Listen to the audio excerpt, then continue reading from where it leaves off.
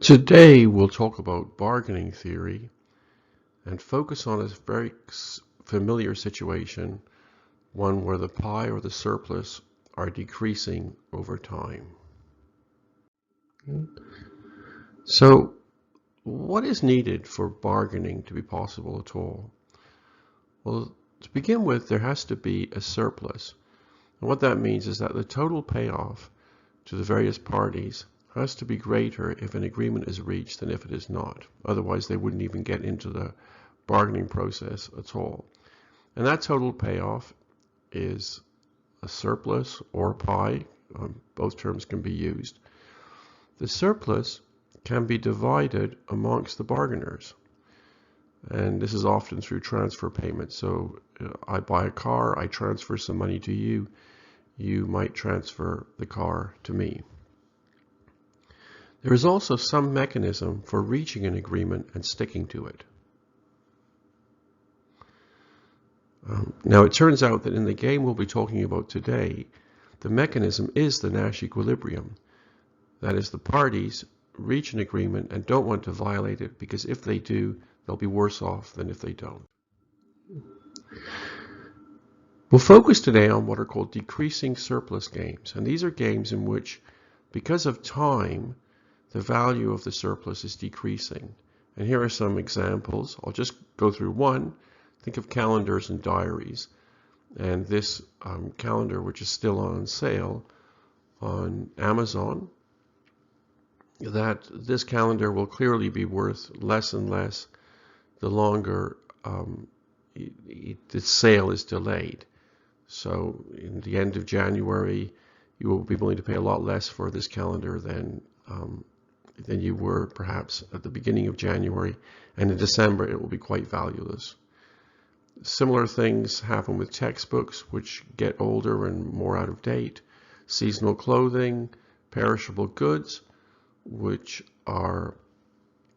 become worth less and less the longer the sale is delayed.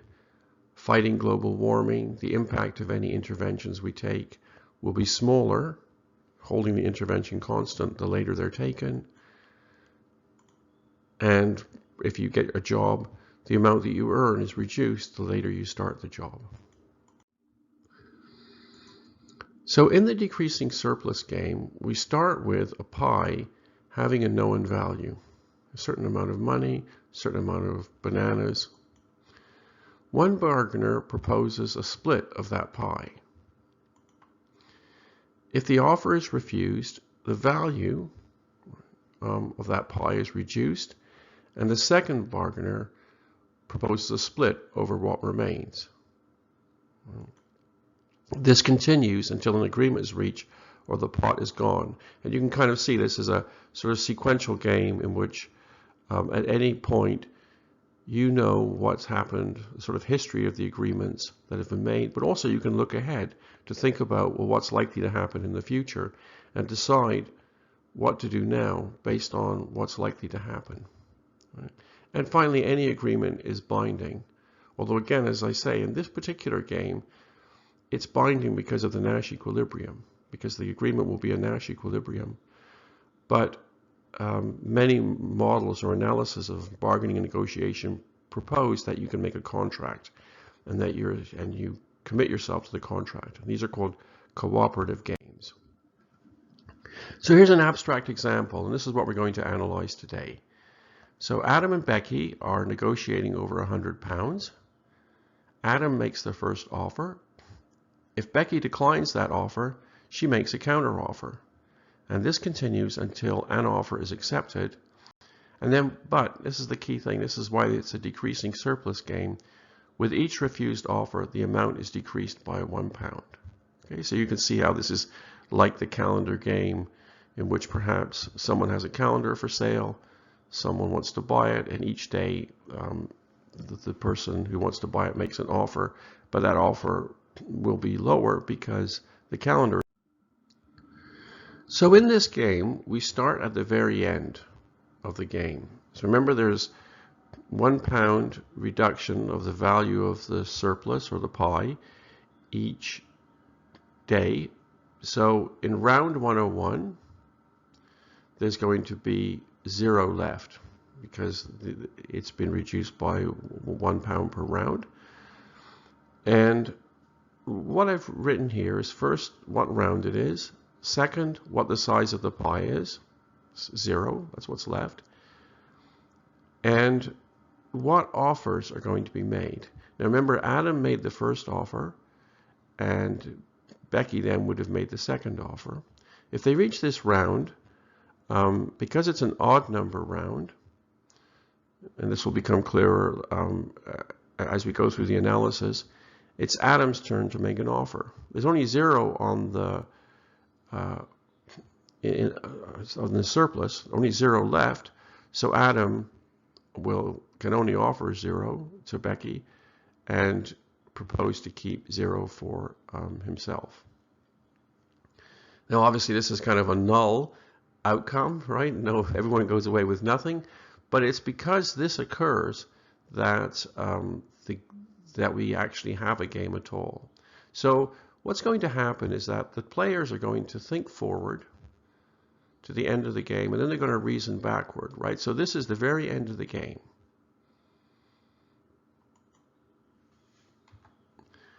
And what we're going to do now is we're going to identify principles that allow us to solve the game from the very beginning by thinking through to the end and then going backwards, doing a kind of backward induction or rollback. And we're going to be able to say on round 1, Adam offers a certain amount of money and Becky accepts it. That's what we're going to be able to do. Okay, so in this round here, as I've already said, the pie has shrunk to 0. The threat of this happening is what leads to a solution. It's Adam's turn on round 101. So Becky makes the offer in round 100. So now we're going to go back one step. So in round 100, the pie will be £1. There's just £1 left on the table, and Becky gets to make the offer. Now what will she offer? Well, the pie is £1. She knows that Adam will get £0 if she waits. If he doesn't accept the offer on this round, so Becky simply offers Adam 0, and you'll see there's a plus there. I'll come to how to interpret that in a moment. So she keeps £1 for herself and offers £0 to Adam. So she says to Adam, "Look, I'll take £1 and you take 0." Right?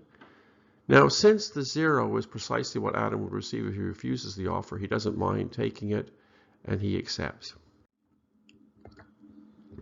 Now, how should we think about that 0? Now, I'm going to put in the slides a plus and a minus in many of these pictures. But what you should think about is that the 0 that Becky offers is 0 plus epsilon. So any amount, the tiniest little amount extra or above 0, Adam should accept, right? So any amount fractionally greater than 0 offered by Becky will be enough. That can be, and we can denote that epsilon, but also we will just use a plus or a minus to denote it later. So from now on, I'm just going to say an offer of X is made. For example, here I would say that Becky is offering Adam 0 and proposing to keep 1 for herself. But what you can do is you can think of the amount the person keeps for themselves as just a tiny little bit less than that amount, and the amount they offer is just a tiny, tiny little bit more. So let's go back to the story. So Becky makes an offer. The pot is £1. She keeps £1 for herself and offers 0 for Adam. And since this is what Adam would get if he refuses the offer anyway, he's willing to take it, right? So he will accept the 0-1 split if it ever gets to round 100. Here's a key thing. It's never going to get to round 100, but this is what he would do if it got to round 100. Now what about round 99? Well, now the pot is £2. Okay. It's Adam's turn, right? He offers Becky £1. That's a 1-1 split, right? And Becky accepts it, since she cannot do better by refusing and going to round 100. Okay, so Becky will accept this. And so we can see that if we keep going back, we can specify the amount that each party will accept in every round, and we're just going to go round to the beginning. In round 98, the pie is £3. Becky is making the offer. Right? Adam would get 1 if it got to round 99, so Becky offers Adam 1 and keeps 2 for herself. Okay. So she offers a 1-2 split. Adam. So now let's go to round 2 and 1. In round 2, the pie is worth £99. It's Becky's turn to make an offer.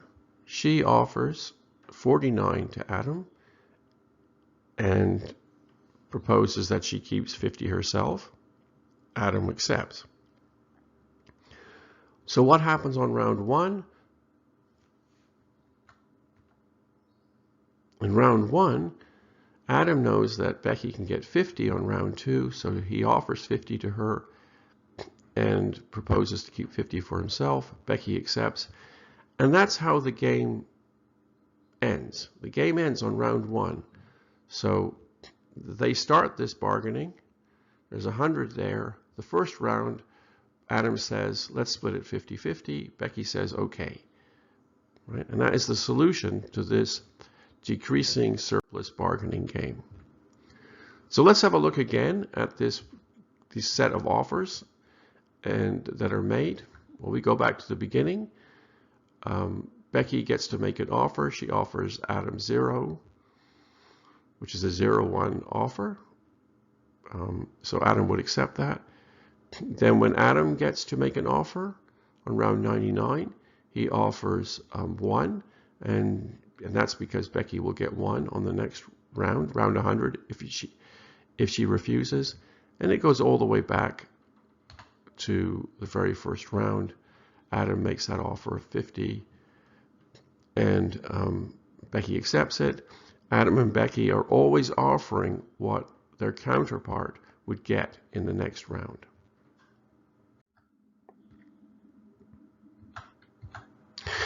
Now I've just put this up here again. In odd rounds, Adam and Becky get the same amount, so this will be true at round 1. So when you're solving a game like this, you don't need to go through all the rounds at all. You just work out the pattern and then generalize to the first round. So if this game was £1 million and the pot was being reduced by 1p per round, you could work out what the offers would be in the first round just by thinking about, well, what happens on odd rounds, what happens on even rounds, and then going backwards. Another thing is that generally, now today I put in a plus or a plus epsilon in one case. Generally the plus or minus, or the plus epsilon or minus epsilon, is just unwritten, right? The nature of exactly the relationship between the offer that a person makes and what that person will receive on the next round is not specified. And more generally, we say that in round 1, Adam will offer 50 to Becky, and Becky will accept. Right? So if, for example, on an exam, you were to write that Adam offers Becky 50, Becky accepts, that is in fact correct. But if you wanted to say 50 plus or 50 minus, because it's easier to understand the relationship between paired offers, that is fine too. Okay? So it's worth spending a little bit of time thinking about this. So this outcome is a Nash equilibrium and a rollback equilibrium. Becky's best reply to Adam's offer of a 50-50 split on round 1 is to accept. If she rejects it, she can never get more than 50 later. Okay? She will reject, however, all offers of less than 50, since she can get 50 on round 2. Adam's best reply to what Becky will do if he offers less than 50 is to offer 50, which is the highest offer she will accept. So what Adam does is he thinks about what will Becky do if I make different offers, and he realizes that for any offer less than 50, Becky will turn him down, but for an offer of precisely 50 or 50 plus epsilon, she will accept it, and she will accept any higher offers, but he wants to get the most for himself, so he makes the smallest offer that Becky will accept. So it can be the case that one of the parties has an outside offer, something they can get if they don't reach an agreement. So here we do an analysis of the situation if Adam was guaranteed £50 if no agreement was reached with this decreasing pie or decreasing surplus game. So let's go to round 51. Okay. Currently the pot is 50. And that's the last round, because at that stage, if the pot goes below 50, Adam is going to walk away, because he can do better than with his outside offer than by continuing his negotiation with Becky. So in round 51, when the pot is 50, Adam gets 50 and Becky 0. So what about round 50? Now Becky is making an offer in round 50. The pot is 51.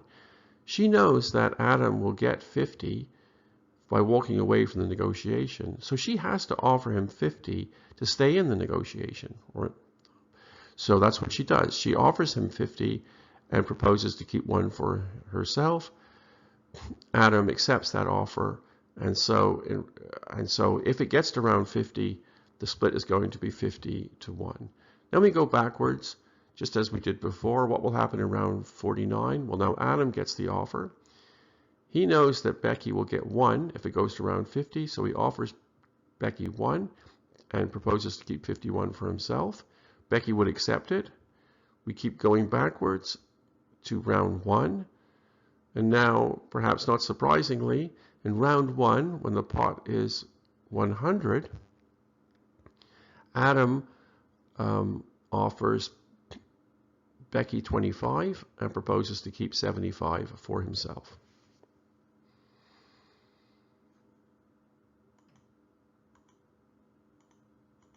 So we can do the same analysis we did before. So we have just been speaking about a very important concept in bargaining and negotiation theory, which is commonly labeled BATNA. This is the best alternative to a negotiated agreement. Right? And a major principle in negotiation is the better your BATNA, the better your negotiated outcome will be. So in this case, we said Adam could go somewhere else and get £50 if he didn't reach an agreement with Becky. But similarly, you might think that if you're negotiating with a new employer and you already have a job offer somewhere else, then you have a better BATNA than if you don't have a job offer. And because you have this better BATNA, you can negotiate more strongly with your new employer, perhaps about salary, but perhaps about conditions, about training that you'll receive, and so on. So the better your BATNA, the better your negotiated outcome will be. And the analysis we just did gives one reason for that. Right? When Adam's BATNA was 50 and he was the first mover, he was able to extract 50 more from the negotiation.